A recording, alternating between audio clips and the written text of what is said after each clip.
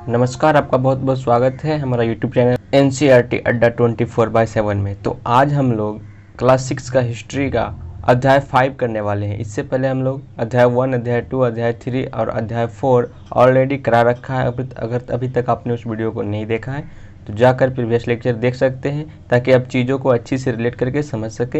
ये NCERT का विश्लेषण आपके लिए अदर कॉम्पिटिटिव एग्जाम के साथ साथ UPSC and SSC and BPSC and state BCS के लिए बहुत ही इंपॉर्टेंट होने वाला है। तो आज हम लोग जो करने वाले हैं वो करने वाले हैं अध्याय 5, और जिसमें लिखा हुआ है राज्य, राजा और एक प्राचीन गणराज्य। आप देख सकते हैं अपनी स्क्रीन पे आपको दिखाई दे रहा होगा, लिखा हुआ है राज्य, राजा और एक प्राचीन गणराज्य। तो आज हम लोग इसके बारे में करने वाले हैं और ये है अध्याय 5। तो चलिए स्टार्ट करते हैं।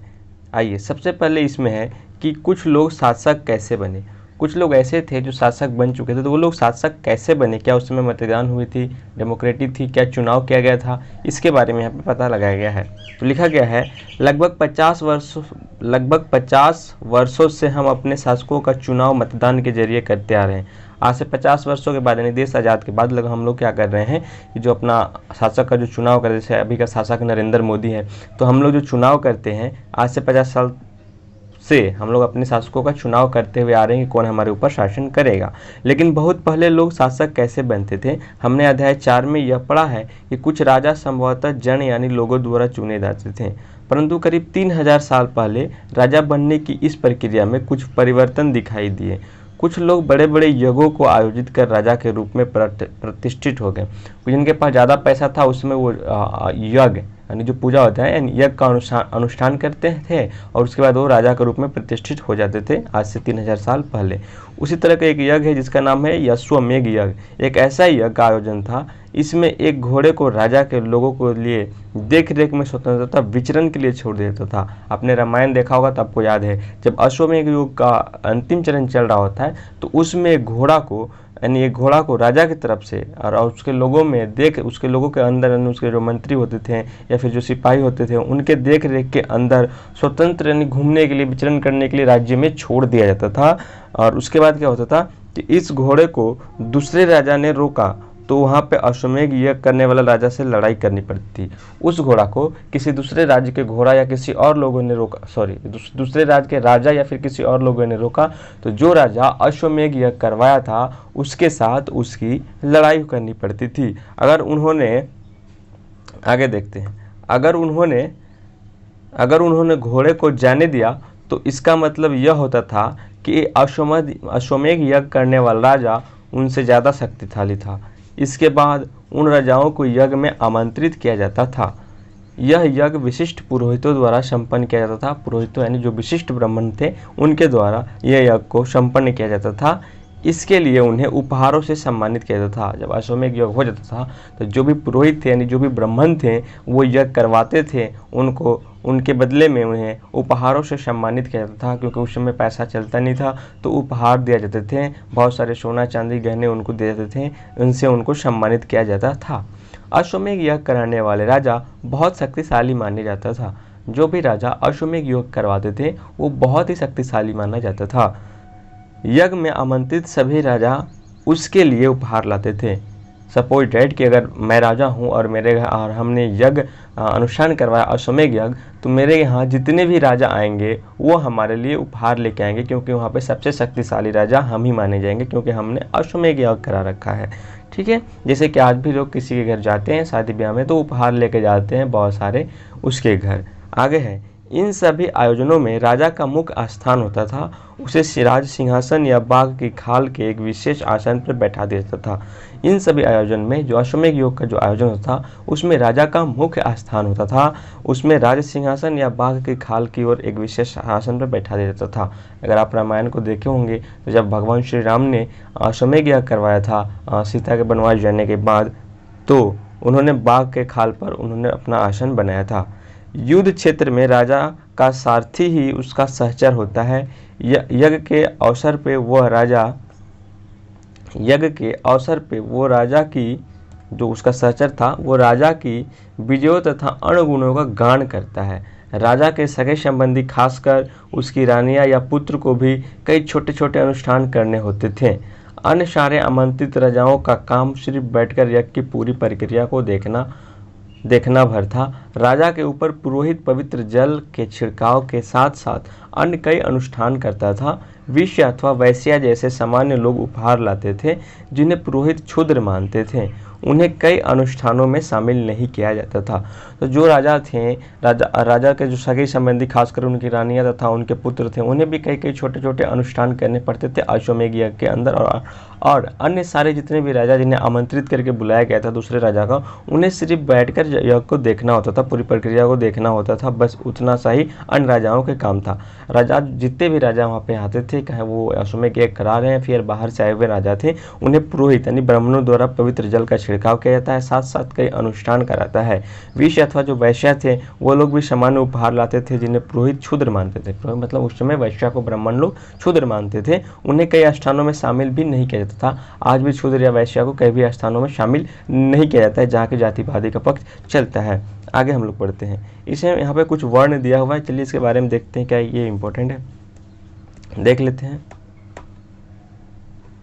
यहाँ है, इस समय उत्तर भारत में खासकर गंगा यमुना क्षेत्रों में कई ग्रंथ रचे गए। ऋग्वेद के बाद रचे होने के कारण इसे उत्तर वैदिक ग्रंथ कहा जाता है। इनके अंतर्गत सामवेद, यजुर्वेद, अथर्ववेद, ऋग्वेद के बारे में हम लोग पहले ही पढ़ चुके थे।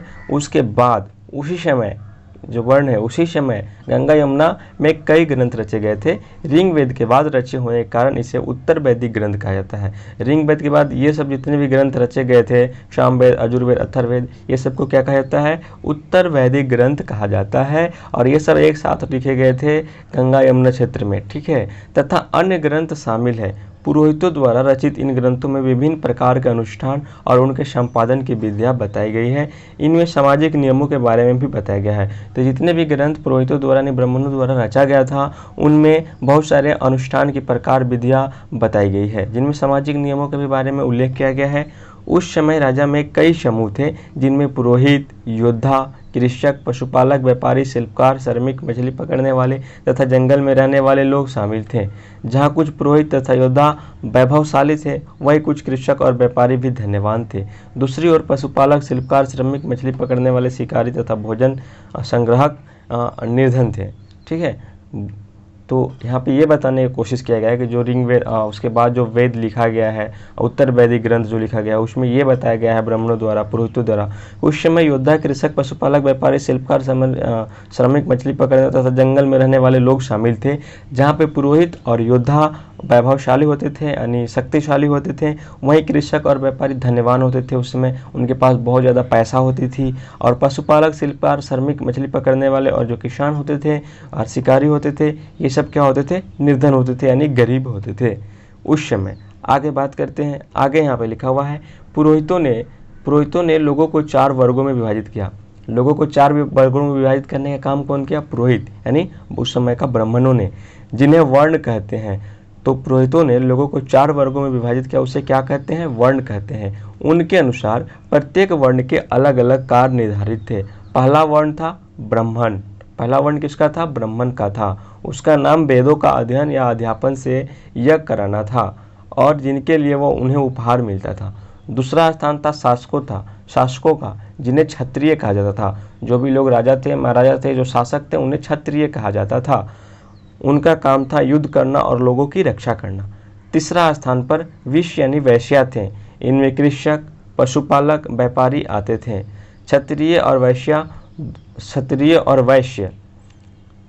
वैश्य लिखा हुआ है। क्षत्रिय और वैश्य दोनों को ही यज्ञ का अधिकार प्राप्त था। वर्णों में अंतिम स्थान शूद्रों का था। इसका काम अन्य 3 वर्णों का सेवा करना था। इन्हें कोई अनुष्ठान करने का अधिकार नहीं था। प्रातः औरतें को भी शूद्र का सम्मान माना गया है, यानी जो उस समय जो प्रातः जो औरतें थीं, उन्हें भी शूद्र का सम्मान माना गया था। महिलाओं तथा शूद्रों को वेदों के अध्ययन करने का अधिकार नहीं था। तो उस समय महिलाओं तथा शूद्रों को वेदों का अध्ययन करने का अधिकार नहीं था, जबकि क्षत्रिय, ब्राह्मण और वैश्य लोग उस समय वेद का अध्ययन कर सकते हैं। वैश्य में कौन कौन आते थे उस समय? कृषिकर और व्यापारी आते थे, ठीक है, जो कि यज्ञ में भाग ले सकते थे। आगे पढ़ते हैं। आगे यहाँ पे लिखा हुआ है, कि पुरोहितों के अनुसार सभी वर्णों का निर्धारण जन्म के आधार पर होता था। जो उसमें पुरोहित थे उनके अनुसार जो 4 वर्णों में बांटा गया था, वर्ण को 4 भागों में बांटा गया था, ब्राह्मण, क्षत्रिय, वैश्य और शूद्र। तो वो उसका जो निर्धारण होता था, यानी वर्णों का निर्धारण होता था, वो जन्म के आधार पर होता था। उदाहरण के तौर पे ब्राह्मण माता पिता के संतान ब्राह्मण ही होती थी। बाद में कुछ लोग को अछूत माना गया, बाद में कुछ लोगों को अछूत भी माना गया। अछूत वर्गों में कुछ शिल्पकार, शिकारी तथा भोजन संग्राहक शामिल थे। साथ ही इनमें वो लोग भी आते थे जो शवों को दफनाने या जलाने का काम करते थे। इन सारे लोगों यानी इन लोगों से संपर्क अपवित्र माना जाता था। तो उस समय भी छुआछूत यानी अछूत मानने का प्रक्रिया स्टार्ट हो चुकी थी जब वेद की रचना हुई थी, क्योंकि वेद के ग्रंथ में ऐसा लिखा हुआ है। अछूत वर्गों में कौन कौन से लोग आते थे उसमें? शिल्पकार आते थे, शिकारी आते थे, भोजन संग्राहक आते थे, और साथ में वो लोग भी आते थे जो कि जो लाश होता है जिसको जलाया जाता है। अगर आज भी आप लाश जलाने जाएंगे तो आपको जो गंगा घाट या फिर जहाँ भी आप लाश जलाते होंगे वहाँ पे एक आता है जिसको कि आजकल जनरली भाषा में डोम कहा जाता है। तो उन्हें भी अपवित्र माना जाता था, यानी उनसे भी छुआछूत माना जाता था और ऐसे लोगों के संपर्क में आना अपवित्र माना जाता था। आगे है, कई लोगों ने ब्राह्मणों द्वारा बनाई हुई इस वर्ण व्यवस्था को स्वीकार नहीं किया। बहुत सारे लोग ऐसे थे जो ब्राह्मणों द्वारा बनाई गई इस वर्ण व्यवस्था को स्वीकार नहीं किया। कुछ राजा स्वयं को पुरोहित से श्रेष्ठ मानते थे। कुछ लोग जन्म के आधार पर वर्ण निर्धारित सही नहीं मानते थे। इसके अतिरिक्त कुछ लोग व्यवसाय के आधार पर लोगों के बीच भेदभाव उचित नहीं समझते थे, जबकि कुछ लोग चाहते थे कि अनुष्ठान संपन्न करने का अधिकार सबका हो। कई लोगों ने छुआछूत की आलोचना की। इस उपमहाद्वीप के पूर्वोत्तर क्षेत्र के कई इलाकों में सामाजिक आर्थिक असमानताएं बहुत कम थीं। यहाँ पुरोहितों का प्रभाव भी बहुत सीमित था कि इस नियम के सपोर्ट में सभी लोग नहीं थे। कुछ लोग ब्राह्मणों द्वारा बनाए गए इस नियम को बहिष्कार भी किया था और राजा स्वयं को पुरोहित श्रेष्ठ मानते थे। कुछ लोग जन्म के आधार पर वर्ण का निर्धारण करना भी गलत मानते थे। इसके अतिरिक्त लोग व्यवसाय के आधार पर लोगों के बीच भेदभाव उचित नहीं समझते थे, जबकि कुछ लोग चाहते थे कि अनुष्ठान संपन्न करने का यानी पूजा पाठ करने का सबका अधिकार होना चाहिए, चाहे वो किसी भी वर्ण का हो। तो ये था। और अपना महाद्वीप का बात करें तो पूर्वोत्तर क्षेत्र में कई इलाकों में सामाजिक आर्थिक असमानता बहुत ही कम थी। यहाँ जो पुरोहितों का यानी ब्राह्मणों का जो प्रभाव था वो बहुत ही कम था। ठीक है, आगे की बात देखते हैं। आगे जनपद के बारे में आप आ जा रहे हैं, तो जनपद के बारे में हम लोग अब देखेंगे। जनपद क्या है? महायज्ञों को कराने वाले राजा अब जन के राजा न होकर जनपदों के राजा माने जाने लगे थे। जनपदों का शाब्दिक अर्थ होता है बसने की जगह। ठीक है, तो जो लोग महायज्ञ कराते थे अब वो जन के राजा ना होकर जनपद का राजा हो गए, यानी लोगों का राजा नहीं होकर एक पूरा साम्राज्य का राजा हो गए। जनपद का शाब्दिक अर्थ होता है जन के बसने की जगह, जहाँ पे लोग बसते थे, रहते थे, अब वो उनके राजा हो गए। ठीक है, कुछ जनपदों का चित्र मानचित्र में दिखाया गया जिसको हम लोग देखेंगे आगे। पुरातत्वों ने इस जनपदों की कई बस्तियों की खुदाई की है। दिल्ली में पुराना किला, उत्तर प्रदेश में मेरठ के पास हस्तिनापुर और एटा के पास अतरंज खेड़ा इनमें प्रमुख हैं। यानी जो पुरातत्विक विभाग है कुछ बस्तियों को खुदाई की है उस समय के जनपदों में, जैसे दिल्ली के पास पुराना किला है, उत्तर प्रदेश में मेरठ के पास हस्तिनापुर है और एटा के पास अतरंजी खेड़ा है, प्रमुख है। खुदाई से पता चला है कि लोग झोपड़ियों में रहते थे और मवेशियों तथा अन्य जानवरों को पालते थे। वे चावल, गेहूँ, दाल, जौ, धान, दालें, गन्ना, तिल और सरसों जैसी फसलों को उगाते थे उस समय। ठीक है, अब देख लेते हैं यहाँ पे बॉक्स में क्या दिया हुआ है थोड़ा सा।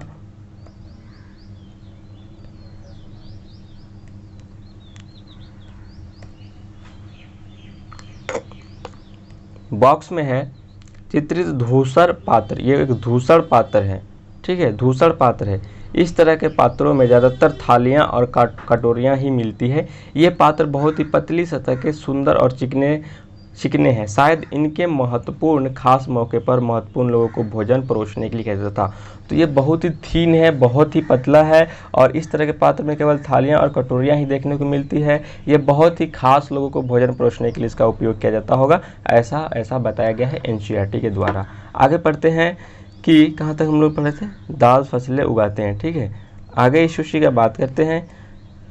लोग मिट्टी के बर्तन भी बनाते थे। इनमें कुछ धूसर और कुछ लाल रंग के होते थे। इन पुरास्थलों में कुछ विशेष प्रकार के बर्तन भी मिलते हैं, जैसे चित्रित धूसर पात्र के रूप में जाना जाता था।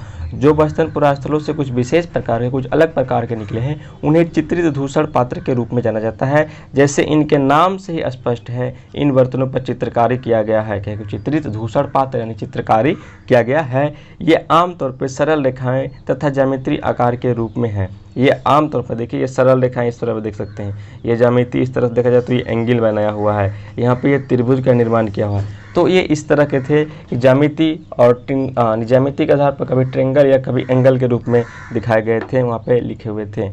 आगे बात करते हैं, तो आगे यहाँ पे है महाजनपद के बारे में हम लोग देखते हैं। महाजनपद करीब 250 साल पहले कुछ जनपदों अधिक महत्वपूर्ण हो गए। उस समय के कुछ जनपद थे जो 250 साल पहले कुछ बहुत ही महत्वपूर्ण हो गए, इन्हें महाजनपद कहा जाने लगा। मानचित्र 4 में कुछ महाजनपदों को भी दिखाया गया है। अधिकतर महाजनपद एक राजधानी होती थी। कई राजधानियों में किलेबंदी की गई, अर्थात इनके चारों ओर लकड़ी, ईंट या पत्थर की ऊंची ऊंची दीवारें बनाई गई। तो जब महाजनपद हो गए और महाजनपदों की एक राजधानी होती थी और राजधानी को किलेबंदी की गई, लकड़ियाँ, पत्थरों या दीवारों से ऊंचे ऊंचे दीवार बनाए गए लकड़ियों से, क्योंकि उस समय ईंट हर जगह उतना फेमस थी नहीं, तो लकड़ी के ही घर बनते थे, लकड़ी की ही दीवार बनती थी, लकड़ी का ही हथियार बनता था, लकड़ी का ही औजार बनता था, यानी लकड़ियाँ बहुत ही महत्वपूर्ण थी उस समय। ठीक है, दीवारें बनाई गई थी। ऐसा लगता था कि लोगों ने अन्य राजाओं के आक्रमण से डर से अपनी सुरक्षा के लिए इन किलों का निर्माण किया। कुछ राजा अपनी राजधानी के चारों ओर विशाल, ऊंची, प्रभावशाली दीवार भी खड़ी की। ठीक है, दीवार भी खड़ी की। आइए हम लोग इसमें कुछ महाजनपद को देखने का कोशिश करते हैं। सबसे पहले आपको बता दें कि देख सकते हैं यहाँ पे लिखा हुआ है मानचित्र 4 महत्वपूर्ण जनपद एवं महाजनपद। तो देखिए, ये है मगध जो कि अपना बिहार में है, और ये 16 महाजनपदों में सबसे शक्तिशाली महाजनपद बिहार था। ये अंग महाजनपद है, आप देख पा रहे होंगे, ये भागलपुर के एरिया में आता है अंग महाजनपद। इसके ऊपर है बज्जी महाजनपद, यूपी में, ये भी बिहार में आता है। वैशाली महाजनपद बिहार में ही आता है। कौशाम्बी महाजनपद बिहार में। राजगिरी जो है बिहार में। आगे बात किया जाए तो यहाँ उज्जैन का महाजनपद, ये बिहार में नहीं है। हस्तिनापुर, यहाँ पर झेलम नदी के पास जो आता था तक्षशिला, जो कि पाकिस्तान में है, जो गंधार का क्षेत्र है। तो ये सब महाजनपद है। ठीक है, आगे बात करते हैं। सबसे शक्तिशाली महाजनपद कौन था? मगध महाजनपद, जिसका की राजधानी क्या था? पाटलिपुत्र, वर्तमान की पटना। ठीक, आगे है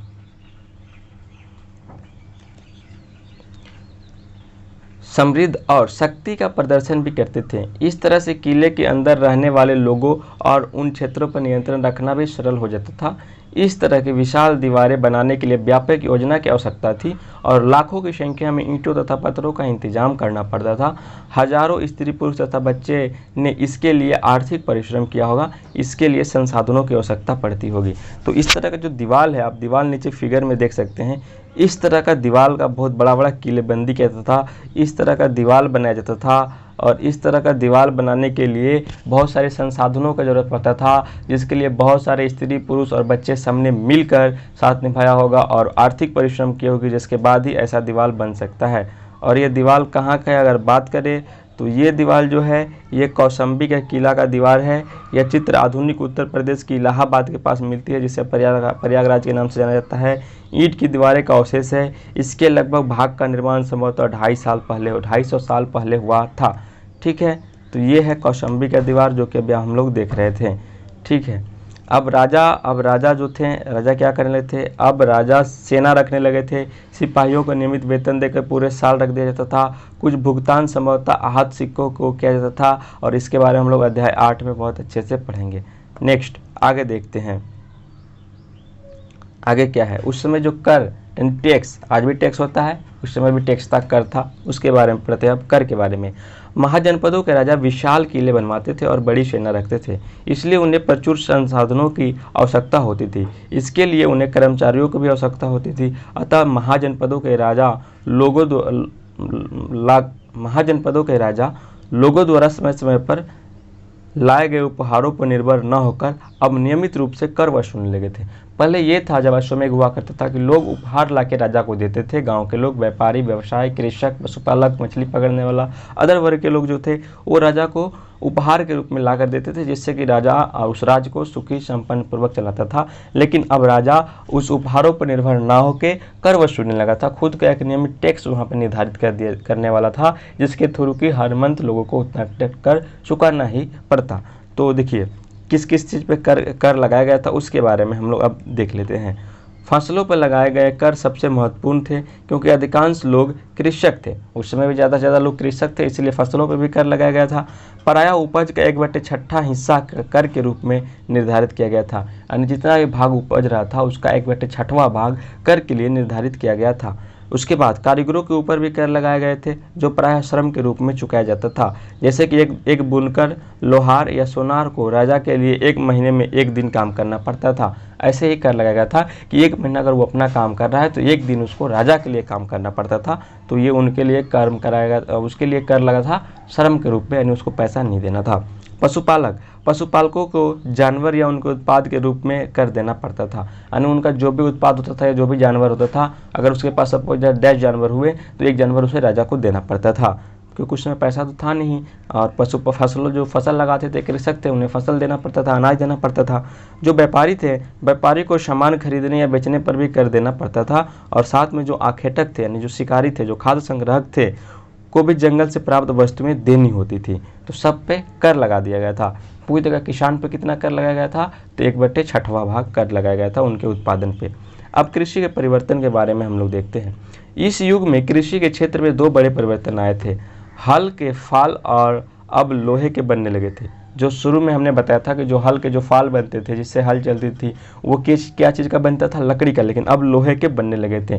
जो हल होता है, हल के आगे वहाँ पर लोहा का लगा होता है, जो कि इस तरह से मिट्टी को खुदाई करते हुए जाता है। अगर आप हल का स्टाइल देखें तो हल इस तरह का हल जो बनता था, इस तरह का जो ये हल होता था, तो इस हल में जो आगे ये लोहा का लगने लगा था, ताकि वो अच्छे से मिट्टी की खुदाई कर पाए। ठीक है, अच्छे से मिट्टी की खुदाई कर पाए। आगे है, अब कठोर जमीन को लकड़ी के फाल की तुलना में लोहे के फाल के आसानी से खोदा जा सकता था, जोता जा सकता था। इससे फसलों की उपज बढ़ गई। दूसरे लोग ने धान के पौधा का रोपण शुरू किया, अर्थात खेतों में अब बीज छिड़कर धान उपजाने के बजाय धान के पौधा का तैयार कर उसका रोपण शुरू किया गया। यानी उस समय ही, आज भी धान का पौधा को उगाकर उसके बाद उसका रोपण शुरू किया जाता है, तो उस समय ही धान के पौधा को तैयार करके रोपण शुरू किया गया। उससे पहले धान का बीज डायरेक्ट खेत में छिड़क दिया जाता था, जब तक कि अच्छा सुविधा, अच्छा हल, लोहे के फाल की व्यवस्था नहीं थी। अब पहले की तुलना में बहुत ज़्यादा पौधे जीवित रह जाते थे, इसलिए पैदावार भी ज़्यादा होने लगी। इसमें कमर तोड़ परिश्रम लगता था। ये काम ज़्यादातर दास दासी तथा भूमिहीन खेतिहर मजदूर करते थे। तो ये जो काम करते थे क्रमशः कौन करता था, दास दासी करते थे या फिर भूमिहीन खेतिहर। मान लीजिए किसी के पास 100 बीघा ज़मीन था, उस समय तो बहुत ज़्यादा ज़मीन होता था, लेकिन किसी के पास 1 भी ज़मीन नहीं होता था, तो वो लोग क्या करते थे, अपने पेट को पालने के लिए जिसके पास 6 बीघा ज़मीन होता था, जो ज़मींदार होता था, उनके खेतों में ही काम करते थे। तरह मजदूरी के तौर पर अपना जो भी होता था वो लेते थे। तो वैसे काम कौन करते थे, भूमिहीन खेतिहर मजदूर, यानी कामगार ही करते थे। नेक्स्ट चीज़ हम लोग देखते हैं। नेक्स्ट है सूक्ष्म निरीक्षण। सूक्ष्म निरीक्षण क्या है, अब मगध के बारे में हम लोग पढ़ते हैं। मानचित्र 4 में हम लोग मगध को ढूंढ लिए, बिहार में है, जिसकी राजधानी पाटलिपुत्र था। तो इसके बारे में हम लोग देखते हैं। मगध को लगभग 200 साल पहले के भीतर मगध सबसे महत्वपूर्ण जनपद बन गया और सोन जैसी नदियां मगध से होकर बहती थी। यातायात के लिए जल वितरण और ज़मीन को उपजाऊ बनाने के लिए बहुत ही महत्वपूर्ण थी। तो मगध से होकर कौन नदी बहती थी, सोन नदी बहती थी, जो यातायात के लिए, यानी नाव से बहुत सामान को ट्रांसफ़र किया जा सकते थे, ट्रांसपोर्ट किए जा सकते थे। तो यातायात के लिए हो गई सोन नदी, जल वितरण के लिए सोन नदी होगी, क्योंकि कृषि कारण हो सकता है, ज़मीन को उपजाऊ बनाने के लिए बहुत ही महत्वपूर्ण थी, क्योंकि उन सोन नदी के द्वारा बहुत सारे जलोढ़ मिट्टी लाए जाते हैं बाढ़ के दिनों में, तो उपजाऊ बनाने के लिए बहुत महत्वपूर्ण थी। मगध का एक हिस्सा जंगलों से भरा था। इस जंगल में रहने वाले हाथियों को पकड़कर और उन्हें प्रशिक्षित कर सेना में शामिल किया जाता था। तो मगध का जो एक हिस्सा था वो जंगलों से भरा हुआ था। उस जंगलों में रहने वाली जो हाथियाँ थी, हाथियों को पकड़ के उनको शिक्षा दिया जाता था, प्रशिक्षित किया जाता था और उन्हें मगध का जो साम्राज्य था उनमें शामिल किया जाता था, उनके सेना में शामिल किया जाता था। यही नहीं, जंगलों से घर, गाड़ियाँ, तथा रथ बनाने के लिए लकड़ियाँ मिलती थी, यानी जंगलों से घर बनते थे, घर बनाने के लिए गाड़ियाँ यानी पहिया बनाने के लिए उस समय जो रथ की पहिया बनती थी तथा रथ बनाने के लिए लकड़ियाँ मिलती थी। इसके अलावा इस क्षेत्र में लौह अयस्क की खदानें भी मजबूत औजार और हथियार बनाने के लिए बहुत उपयोगी थी, यानी उस समय वहाँ पे मगध के क्षेत्र में लौह अयस्क का खदान भी मिलने लगा था जो कि हथियार बनाने के लिए बहुत ही उपयोगी था। आगे देखते हैं, आगे है कि मगध में दो बहुत ही शक्तिशाली शासक थे, एक बिंबिसार तथा अजातशत्रु।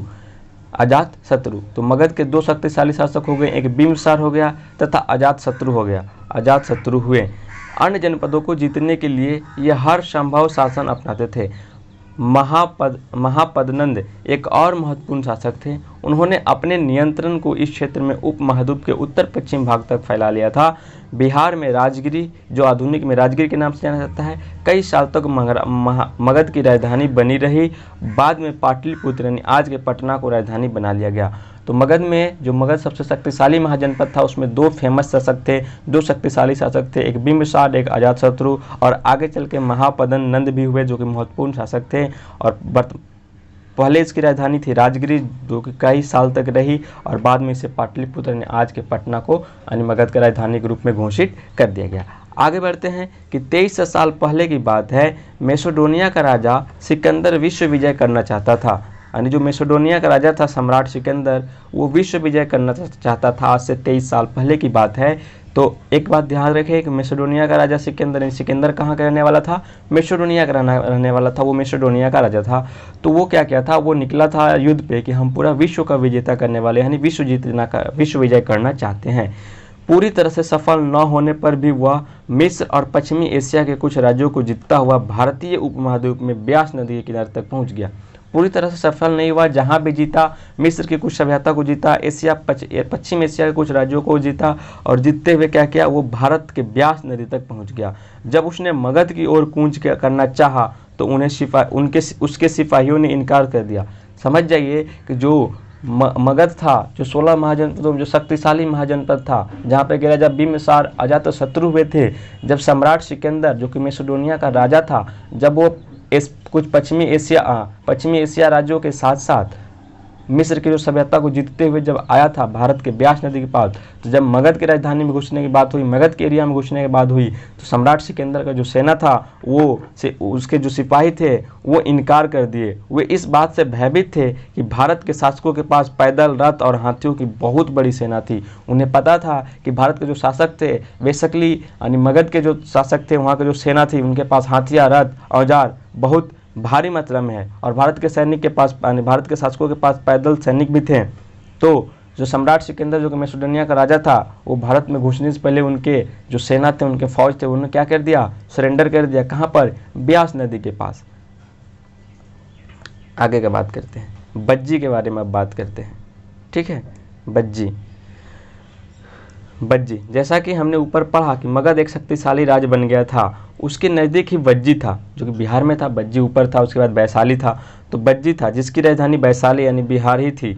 यहाँ एक अलग किस्म का शासन व्यवस्था था जिसे गण या संघ कहते थे। गण या संघ का मतलब क्या है, आइए इस बॉक्स को पढ़ते हैं। उसके लिए गण या संघ का अर्थ क्या होता है, तो गण का मतलब, गण शब्द का प्रयोग कई सदस्यों वाले समूह के लिए किया जाता था। गण शब्द का प्रयोग कई सदस्यों वाले समूह के लिए किया जाता था। संघ का प्रयोग संघ अर्थात संगठन सभा के लिए यानी ऑर्गेनाइज सभा के लिए किया जाता था। आगे पढ़ते हैं। गण या संघ में कई शासक होते थे। कभी कभी लोग एक साथ शासन करते थे जिसमें से प्रत्येक व्यक्ति राजा कहलाता था। ये सभी राजा विभिन्न अनुष्ठानों के तहत एक साथ संपन्न करते थे। सभाओं में बैठकर ये बातचीत, बहस और वाद विवाद के जरिए तय करते थे क्या करना है और किस तरह से करना है। शत्रुओं के आक्रमण से निपटने के लिए वे मिलजुल कर चर्चाएं करते थे। स्त्रियां, दास तथा कामकर इन सभी सभाओं में हिस्सा नहीं ले सकते थे। तो जो गण या संघ था उसमें बहुत सारे राजा मिल के एक साथ कामों को संपन्न करते थे, सभाओं में बैठ के चर्चा करते थे। कोई आक्रमण कर रहा है तो उनसे कैसे लड़ना है, कैसे निपटना है और किस तरह से करना है। शत्रुओं का आक्रमण से निपटने के लिए मिल के चर्चा करते थे। स्त्री तथा दास और कामकर इसमें शामिल नहीं लेते थे, यानी हिस्सा नहीं ले सकते थे।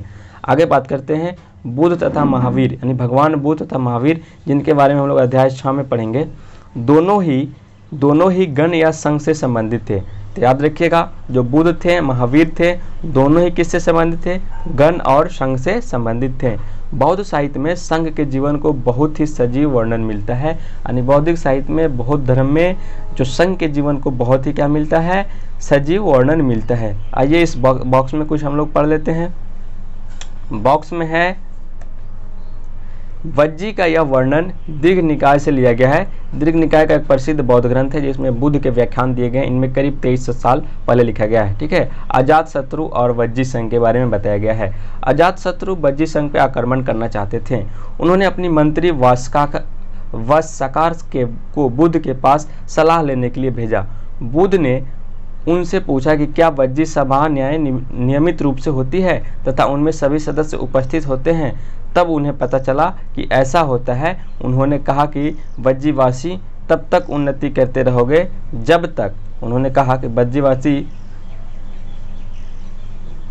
जब उन्होंने पता चला कि ऐसा होता है तब उन्होंने कहा था कि वज्जीवासी तब तक उन्नति करते रहोगे जब तक, 4 उपदेश उन्होंने दिया था, वे पूर्ण और नियमित रूप से सभाएं करते रहेंगे। दूसरा, आपस में मिलजुल कर काम करते रहेंगे। तीसरा, पारंपरिक यानी पारंपरिक नियमों का पालन करते रहेंगे। चौथा, बड़ों का सम्मान, समर्थन और उनकी बातों पर ध्यान देते रहेंगे। तब तक वज्जीवासी लोग उन्नति करते रहेंगे। ऐसा कौन कहा था? राजा अजातशत्रु ने कहा था। किसके सलाह पे? भगवान बुद्ध के सलाह पे।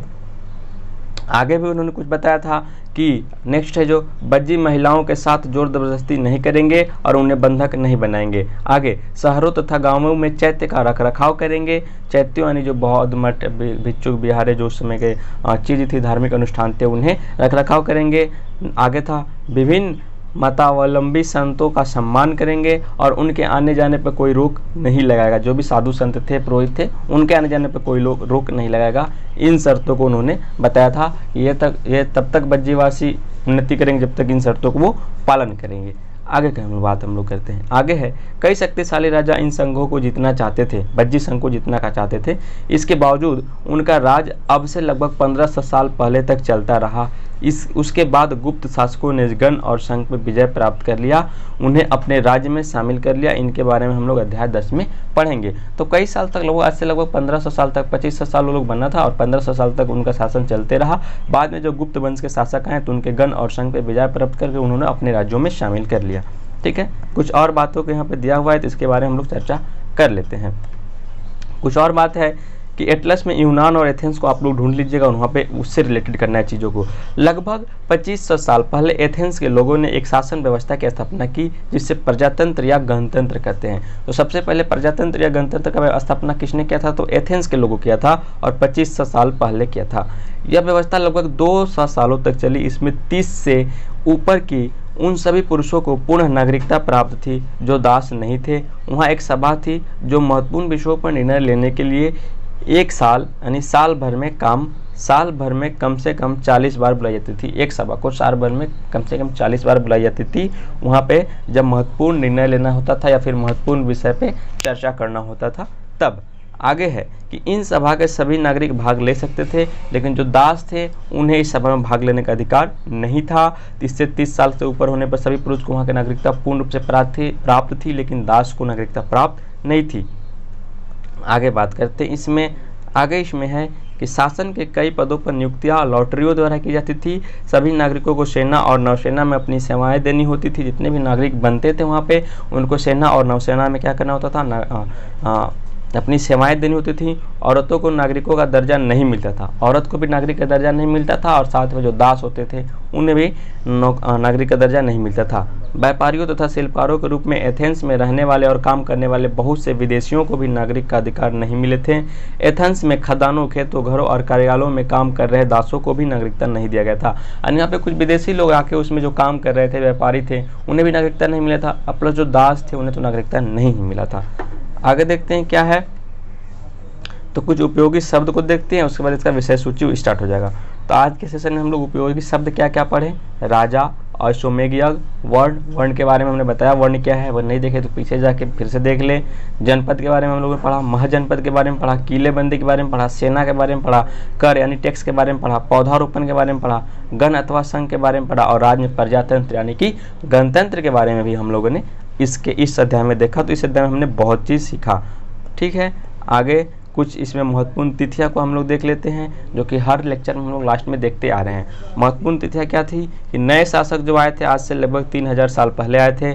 महाजनपद का जो निर्माण हुआ था लगभग आज से 3000 साल पहले हुआ था। सिकंदर जो आक्रमण कर रहा था, विश्व विजय का सपना देख रहा था, वो आज से 2300 साल पहले देख रहा था। गण या संघ राजाओं के अंत लगभग कब हुआ था? आज से 15 साल पहले गुप्त वंश के शासक ने उस पर आधिपत्य कर लिया था। तो सिकंदर कहाँ का राजा था? मैसेडोनिया का राजा था, जो पश्चिमी एशिया के कुछ राज्यों को क्या किया था? जीत भी लिया था, और मिस्र के भी कुछ राज्यों को जीत लिया था, और जीतते हुए भारत के ब्यास नदी पर आके फंस गया था। वहाँ पर उसकी सेनाएं ने सरेंडर कर दी थी कि भारत के पास जो शक्तिशाली शासन थे, मगध था, वज्जी था, वैशाली था, उज्जैन था, उनके पास बहुत ही विशाल मात्रा में रथ, घोड़ा, गाड़ी, हाथी और सेनाएं थी, पैदल सेनाएं भी थी, जिससे वो लड़ना नहीं चाहते थे। तो बस आज का सेशन को यहीं समाप्त किया जाता है, और अगला लेक्चर नेक्स्ट सेक्शन में दिया जाएगा। वीडियो अच्छा लगी तो वीडियो को लाइक कीजिए, चैनल को सब्सक्राइब कीजिए, एंड वीडियो को दोस्तों के बीच में शेयर कीजिए, ताकि इस तरह की जानकारी अच्छे से अच्छे लोगों के पास पहुँचे। जय हिंद।